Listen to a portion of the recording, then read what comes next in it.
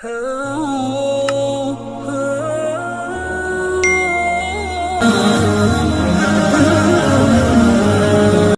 ونصلي على رسوله الكريم أما بعد فأعوذ بالله من الشيطان الرجيم بسم الله الرحمن الرحيم وعلمناه صنعة لبوس لكم لتحصنكم من بأسكم فهل أنتم شاكرون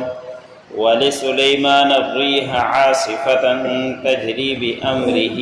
إلى الأرض التي باركنا فيها وكنا بكل شيء عالمين ومن الشياطين من يغوصون له ويعملون عملا دون ذلك وكنا لهم حافظين۔ سورۃ الانبیاء کا درس چل رہا ہے۔ اسی سورۃ کے آیت نمبر 80 سے لے کر 82 تک تلاوت کی۔ گزشتہ آیتوں کے اندر اللہ رب العزت نے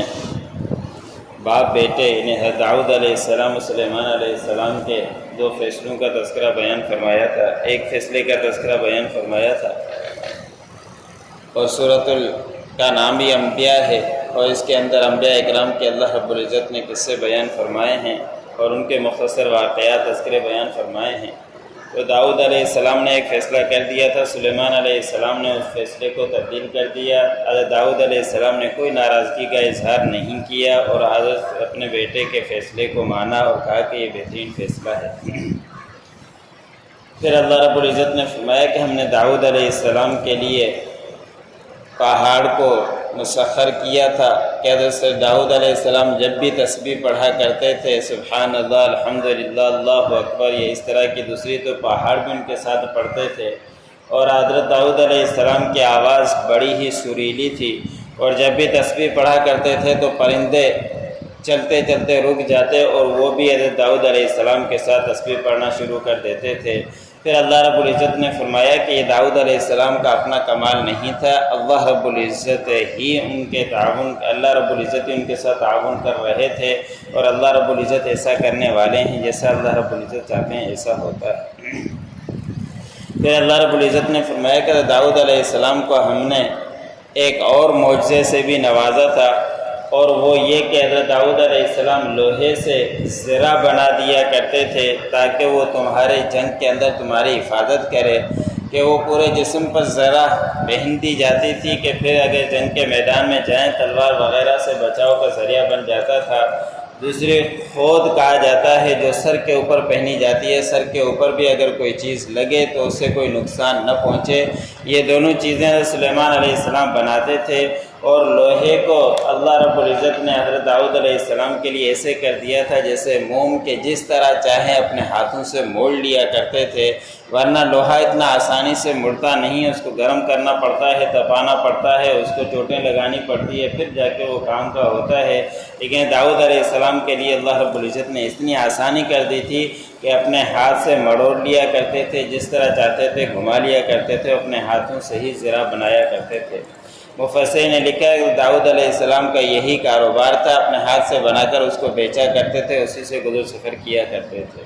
پھر اللہ رب العزت نے فرمایا کہ اتنے معجزے دینے کے بعد لوگوں کو بھی یہی فکر کرنی چاہیے اور سوچنا چاہیے کہ کیا تم اب شکر گزار بندے بنو گے کہ اللہ رب العزت نے داؤد علیہ السلام کو اتنی نعمتیں دی اور دوسرے لوگ بھی دیکھیں اور اس کا شکر ادا کرتے رہیں جو فرمانبردار ہیں۔ آگے اللہ رب العزت نے حضرت سلیمان علیہ السلام کا تذکرہ بیان فرمایا ہے کہ حضرت داؤد علیہ السلام کو معجزات کے ساتھ نوازا، ایسے ہی سلیمان علیہ السلام کو بھی معجزات کے ساتھ نوازا تھا۔ حضرت سلیمان علیہ السلام حکمرانی بھی کیا کرتے تھے اور بادشاہت بھی تھی اور نبی بھی تھے۔ حضرت سلیمان علیہ السلام نے اللہ رب العزت سے دعا کی تھی کہ یا اللہ مجھے ایسی حکومت دے اور ایسی حکمرانی دے کہ اس سے پہلے کسی کو ملی ہو، نہیں اس کے بعد کسی کو مل سکے۔ تو اللہ رب العزت نے حضرت سلیمان علیہ السلام کی دعا قبول کی تھی، تو ہوا کو حضرت سلیمان علیہ السلام کے تابع کر دیا تھا، جنات کو حضرت سلیمان علیہ السلام کے تابع کر دیا تھا کہ ہوا کو حکم کرتے۔ ایک بڑا تخت حضرت سلیمان علیہ السلام کا ہوا کرتا کہ اس تخت کے اوپر خود بھی بیٹھ جاتے، جنات بھی بیٹھ جاتے، دوسرے مزدور بھی بیٹھ جاتے۔ اللہ رب العزت کے حکم سے سلیمان علیہ السلام ہوا کو حکم کرتے کہ مجھے اس مقام سے لے کر فلاں مقام پر چھوڑ کر آؤ، تو 1 مہینے کی مسافت آدھے دن کے اندر طے ہو جایا کرتی تھی۔ تو یہ سلیمان علیہ السلام کا معجزہ تھا۔ تو اللہ رب العزت نے فرمایا کہ سلیمان علیہ السلام کے لیے تیز ہوا کو تابع کر دیا تھا، اور وہ چلتی تھی حضرت سلیمان علیہ السلام کے حکم سے اس زمین کی طرف جس کے اندر ہم نے برکتیں رکھی ہے۔ اور مفسر نے لکھا ہے کہ جس ملک کے اندر برکتیں رکھی، جس زمین کے اندر، وہ شام کا علاقہ ہے۔ ابھی تو شام تقسیم ہو گیا ہے، ورنہ کافی علاقے وہ شام کے اندر آیا کرتے تھے۔ پھر اللہ رب العزت نے فرمایا کہ سارے کے سارے کام ہم ہی کرنے والے تھے، اور ہم ہی جاننے والے، ہم اس بات کے گواہ تھے۔ اور جنات کو بھی حضرت سلیمان علیہ السلام کے تابع کر دیا تھا، ورنہ جنات انسان کے تابع نہیں ہو پاتے، اور جنات بڑے شرارتی ہوا کرتے ہیں۔ تو اللہ رب العزت نے فرمایا کہ جنات کو حضرت سلیمان علیہ السلام حکم کرتے، وہ سمندر کے اندر غوطے لگایا کرتے تھے، پھر ہیرے جواہرات لے کے سلیمان علیہ السلام کے حوالے کیا کرتے تھے۔ اور اس کے علاوہ بھی اللہ رب العزت نے فرمایا کہ دوسرے کام بھی کیا کرتے تھے۔ تعمیر کے کام بھی حضرت سلیمان علیہ السلام ان سے کرواتے۔ اور مسجد اقصیٰ کے بارے میں آتا ہے، مفسر نے لکھا ہے سلیمان علیہ السلام نے انہی جنات سے کام کروایا تھا، اور جنات نے مسجد اقصیٰ بنائی تھی۔